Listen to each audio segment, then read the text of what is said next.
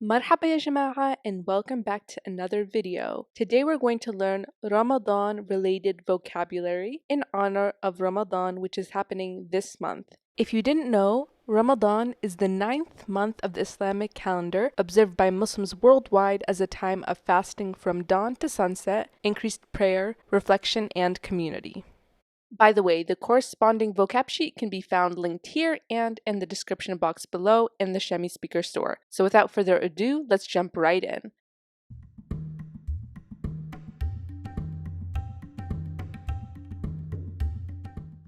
Alright, so let's start off with our first vocab word, which is Ramadan. And once again, this is the 9th month of the Islamic calendar where Muslims fast. Ramadan. So there's a couple of common ways to wish someone a happy Ramadan, and the first one is by saying Ramadan Kareem. Now, the direct translation in English is generous Ramadan, but you don't really say it in English, you would just say it in Arabic. So let's hear it once more. Ramadan Kareem. Of course, Ramadan means Ramadan, and Kareem means generous. Another common way to wish someone a happy Ramadan is to say Ramadan Mubarak, which literally means in English, blessed Ramadan. Ramadan means Ramadan, and Mubarak means blessed. Ramadan Mubarak. So both of these are very common ways to wish someone a happy Ramadan. This one's a super fun one. So for decoration for Ramadan, you'll see these beautifully decorated lanterns hung everywhere, and they're called fawanis.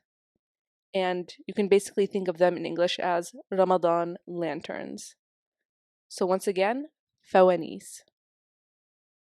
So in the month of Ramadan, Muslims fast. And in Arabic, this is called siyam. So fasting is siyam. If a male wants to say he's fasting, he would say ana sayim.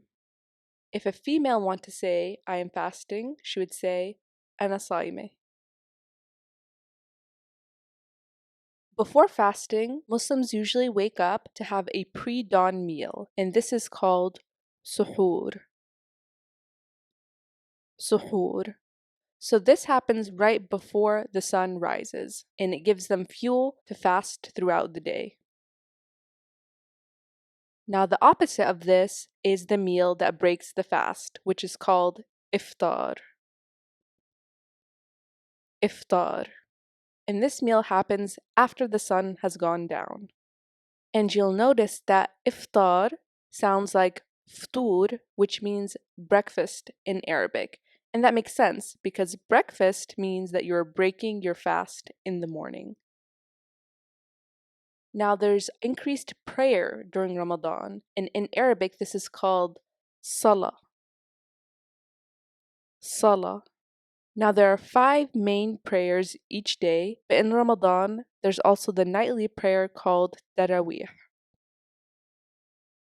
One of the prayer's names is called Fajr, and this is the pre-dawn prayer, and this one's very important in Ramadan because it is the point at which you can no longer eat and the fasting begins. So once again, it's called Fajr. Another important time or prayer during Ramadan is Maghrib, and this is after the sun has set, and this is when you can break your fast. So it's called Maghrib. Also, I want to mention that a lot of these prayer times are used colloquially as a marker of time. So when someone says after Maghrib, it means like in the evening or after the sun has set. And it's a common way to know what time it is. Now, a very special night for Muslims during Ramadan is the night of decree, which is Laylatul Qadr. It's a special night in Ramadan believed to be better than 1,000 months. So once again, that's Laylatul Qadr. Next we have Zakat, which is a form of mandatory charity. Zakat. A specific type of mandatory charity is Zakat al-Fitr, which is a charity given at the end of Ramadan. Zakat al-Fitr. Now, voluntary charity is called sadaqah. Sadaqah. And in the Levant region, you also might hear it pronounced as sadaqah, because sometimes we replace the qaf sound with a hamza sound or glottal stop. But since it's an Islamic word, people will either say it as sadaqah, which is more formal, or sadaqah. Now, in Ramadan, it's very common to have many gatherings, invite your family and friends over to break your fast together. And in Arabic, this is called azime, which you can also think of as a type of invitation. Azime. Now, at the end of Ramadan, there is a celebration to mark the end of the fast, which is called Eid al-Fitr. Eid al-Fitr. So Eid means holiday or celebration, and al-Fitr means breaking of the fast. To wish someone a happy holiday during Eid al-Fitr, you would say Eid Mubarak. And once again, Eid means festival or holiday, and Mubarak means blessed. So you would say to them, Eid Mubarak.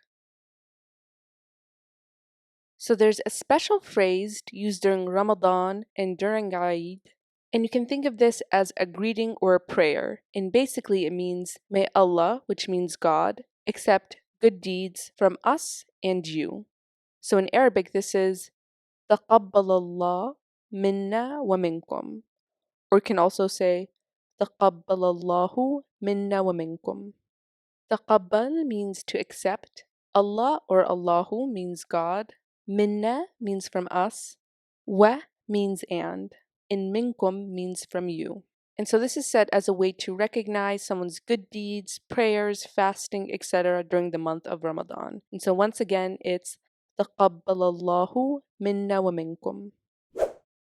And that is it for the video. I hope you learned a little bit more about Ramadan and some Arabic vocabulary that you can use. This will help you understand a little bit more about what's going on around you if you're in an Islamic country or an Arab country during this time. So Ramadan Kareem to anybody who celebrates, and I'll see you in the next video. Ma'as salama.